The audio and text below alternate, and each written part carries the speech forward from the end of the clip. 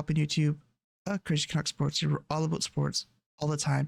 In today's video, we're going to go over which of these upgradable off-the-chart players are the best to pick. Let's get into it. So we briefly went over this before. We can choose from Pasta, Sid the Kid, King Henrik, J Bomo, and PK. So if we're going to look at their individual stats, we'll start off with Pasternak. So we're going to start with David Pasternak, and we're going to look at their maxed out versions.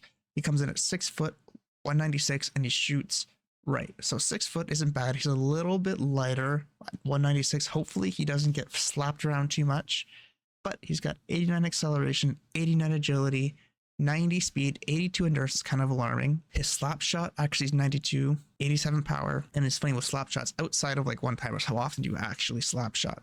Me, hardly ever, but it's there. His wrist shot though, 93 accuracy, 87 power. That is lights out. 91 deking, 92 offensive awareness. So he is going to open up for those one time. He's going to find the soft spots. 91 hand, 91 hand eye, 91 passing, 91 puck control.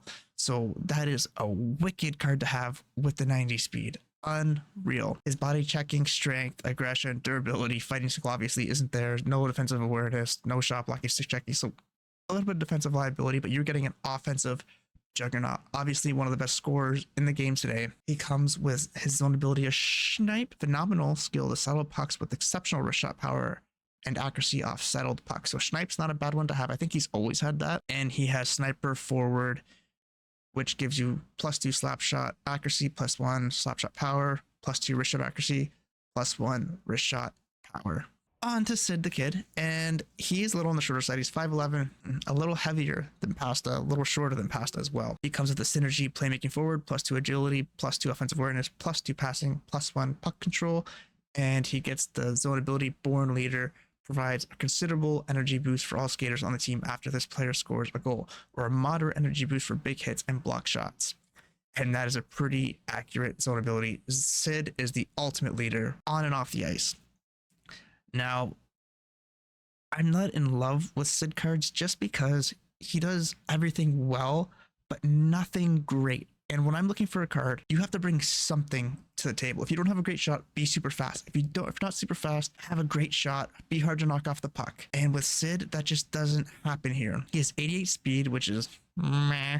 He's not great. He's not going to blow by anybody. 88 acceleration, 86 agility, so he's not going to make really anybody miss. 88 balance. His slap shot is 86, 86, and his wrist shot's 87, 86. So don't get me wrong, his shot isn't bad, and he's not slow, but he's not fast. He's not going to be able to, absolutely go bar down and snipe it for you, but he does have an okay shot. His deking is 86. He's got really good offensive awareness at 90, 86 hand eye. He's a really good passer, and he controls the puck really well, both at 90. No body checking. He is relatively strong on the puck at 86. No aggression. Not very durable. Obviously doesn't have a fighting skill. Again, his defense awareness 88, pretty solid. 81 shot blocking, 89 stick checking, pretty good, and he's awesome in the face-off dot. That's one thing about Sid cards. He wins a lot of face-offs. If you think about it, every play starts with the face-off. Your team's going to get possession. Most likely it's coming off face-off, so that'll be huge for possession. But outside of that, it's just okay. There's nothing that screams get this card immediately to me. And King Henrik himself, he is 6'1", 180. So normally, last year and in years past, I think most of you know, you wouldn't even look at a 6'1" goalie or 6 foot goalie. Like, they're just too little. This year, I think the smaller goalies are actually the move. I don't know. I've had big goalies. I've actually only had big goalies. We've had Kosa, a Noonan, Leonard's pretty big, and Kemper, and I'm still struggling to find one I like consistently. You can win with any of those goalies, but they allow a lot of bad goals, especially squeakers. It just seems to find holes. Like, it just hits them, they get a piece of it, and it goes in anyway. So he comes with synergies, speed boost, +4 discipline, +2 speed. That's a good one to have. And post to post, exceptional boost in reaction time, recovery, and save ability when going post to post, +2 points. Now, this ability might actually be worth it. I noticed no timer zone ability, it doesn't do anything. Like, I haven't noticed it help at all. I've seen it light up, but it doesn't help. And the lateral movement is really good with goalies in this game, so post to post might be a huge play for King Henrik. He's got 90 glove high, 86 stick high, 88 glove low, 83 poke check, 86 stick low, 84 speed, 85 vision, 80 endurance, 88 agility. Positioning is 85, 86 5 hole, 87 breakaway, 88 shot recovery, 69 aggression, 88 rebound control, 84 durability. So he's going to control his rebounds. But one thing that kind of turns me off about this card is a little bit slow. And that might factor in him going post to post and lateral. But with I think zone ability might counteract it. That's the only thing I don't love about this card. Everything else seems to be good. And the one problem I have when you take a goalie with these upgradable cards or free cards, it seems like a never-ending carousel. It's hard to find a goalie that's nice and reliable. And even though this card on paper looks all right, are you really going to choose a goalie that the same shots, the same goals go in no matter what, barring an odd desperation save? For the most part, like all the meta goals are going to go in on basically every goalie. Or you can have a guy like Pasternak who can blow down the wing, who can go bar down and really help your team offensively. And we have Jay Bouwmeester. I love Jay Bouwmeester cards a lot. I think he's always had a solid card. I loved him in the NHL when he played. He was a really fun defenseman to watch. He is 6'4", 206 pounds. So he's a big defenseman. That is huge. His synergy is defensive defenseman, +2 body checking, +2 defensive awareness, +1 endurance, +2 shot blocking, +2 stick checking. And he comes with his own ability, shutdown. Exceptional accuracy when poke checking against momentum or at speed and rush situations. Also greatly improves shot blocking and hitting strength while defending against rush chances. That is a great zone ability.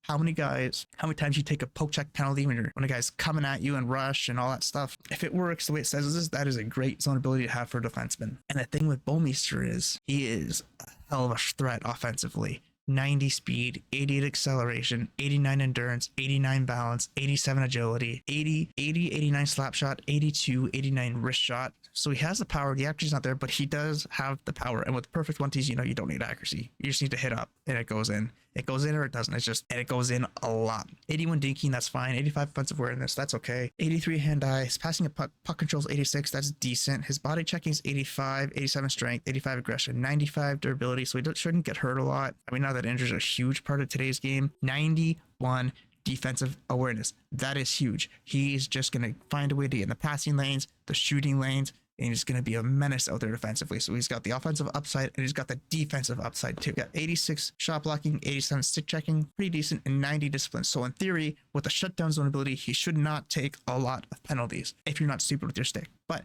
by and large, this card is solid. I love Jay Bouwmeester's cards, and this stats so good. And we move on to PK Subban, 6', 209 pounds. You either hate this guy or you love this guy. There's no in between. He caused a lot of headaches for a lot of different teams in his prime for so many years. He comes with two-way defenseman, and his zone ability is 1T. Exceptional power and accuracy on one-timers, greatly increases ability to perform one-timers less than ideal passes. That's a rather good ability. As you guys know, the 1T is pretty much meta. 87 speed, 86 acceleration, 87 agility, 87 balance, 86 endurance. He's kind of the same with Bouwmeester for the shot. It's not very accurate, but boy, is it hard. 81, 89 slap shot, 83, 89 wrist shot. So his wrist shot's a little bit better than his slap shot. 84 deking, 86 offensive awareness, 82 hand-eye, 84 passing, 84 puck control, 87 body checking, 88 strength, 88 aggression, 86 durability, 87 defensive awareness, 84 shot blocking, 88 stick checking, and 75 discipline. So when you look at his card, it's not bad. I mean, it's kind of like Sid. It just doesn't do it for me. Like, there's nothing that gets me excited about this card. In real life, PK Subban he had a hell of a shot at the point. He would hit. He was fearless. He wore his heart on his sleeve. And this card, I don't know, it just looks okay. Like, he does a bunch of stuff good, but nothing great.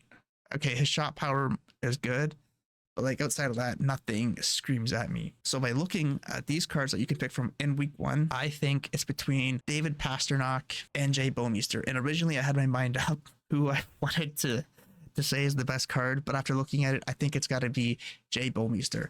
Pasternak is not a bad option by any means, but I think when you get a 6'4" defenseman, 90 speed, and for my case, a left-handed, which is huge because all of my defensemen, all my good ones, are right-handed. So this card being on the left side is a massive boost. And plus, there's so many different forwards you can pick from that I feel like defensemen are a little bit scarce in that category. You can never go wrong taking a big, fast defenseman with the defensive upside and a hell of a shot. I really like his zone ability. I'm gonna take Jay Bomeister, but by all means, if you're a fan, if you're a diehard Montreal fan, go ahead take PK. If you like Boston or like Pastrnak in general, go ahead take Pasta. If you're a really big Sid fan or diehard Pittsburgh fan, take Sid. And if you're a King Lundy fan, you liked watching him with the Rangers, it's too bad he never got a cup. Go ahead and take King Henrik. It's just for me, goalies are too inconsistent for me to go ahead and invest into them. But with these cards anyway, I'm not in a rush to usually get these done because they cap out at 86. They don't get better than that. There's no point to throw in hundreds of thousands of coins to max these cards out right away because it's kind of like wasted money. Yeah, they're going to help right now and they're a really good roster spot down the road. But like at the end, it's like a money pit.